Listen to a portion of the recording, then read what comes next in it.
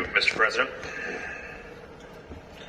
I've been doing a little too many of these lately, but I feel like I have an obligation to many of the people I grew up with to spend some time memorializing a friend of mine who unexpectedly passed this last weekend.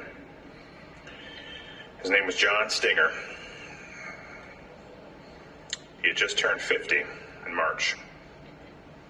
And I'm trying to do the best I can for his Mott Park friends, his Flint Northern crew, and even us Central guys that liked hanging out with him. He was a staple on the Flint rugby team, the Rogues. All of his neighbors on Frost Street and 3rd Avenue. He repped all those neighborhoods with a lot of pride for 50 years.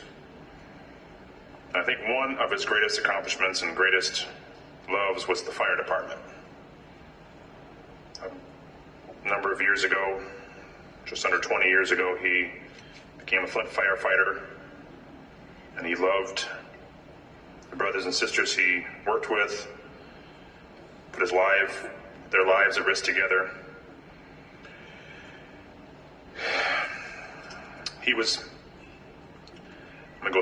I'm going to go through the particulars that obviously everyone has an obituary. He was born and raised in Flint.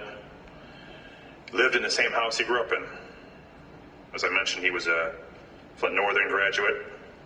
Pat, who many of you know in my office, his dad, Coach Gerace, was his football coach. I think even a baseball coach. He truly had a heart of gold. People say this a lot, but he was literally, and I've literally seen him do it, he was a hometown hero who would give you his hat, his socks, shirt off his back, to not just anybody, but to complete strangers. I've seen stories even just weeks ago, where a neighbor put on Facebook about not being able to get their backyard cleaned. Without any fanfare, just went over and cleaned out the backyard. The same Pat Gerace, who works in my office, when his dad passed away, Stenger was always there to help his mom with projects around the house.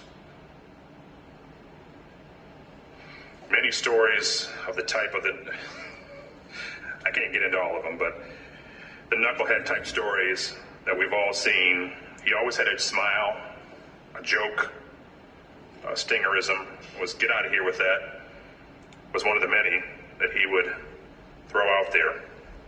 Last summer at the Flint Bucks, the soccer team, I remember him pulling up in his John Deere Gator, just wearing this weird hat.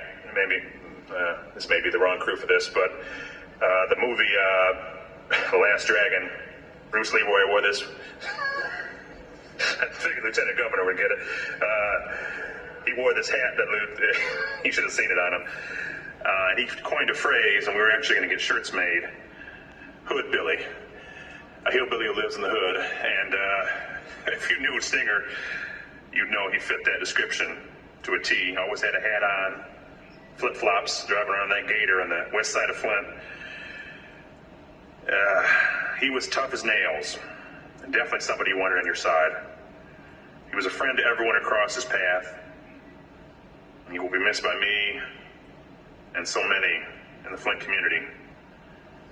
Without getting into particulars of what happened, I will say this: no matter how tough someone may be on the exterior, we have no idea what kind of issues that they may be dealing with.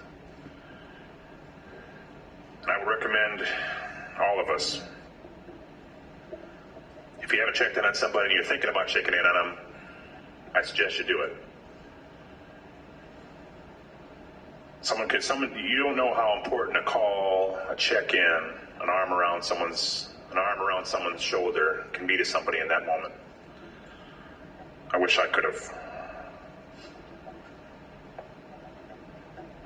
I wish I would have checked in on him. He will be missed by all that knew him. He was a wonderful friend. I ask that my remarks placed in the record. May God, may he rest in peace. Thank you.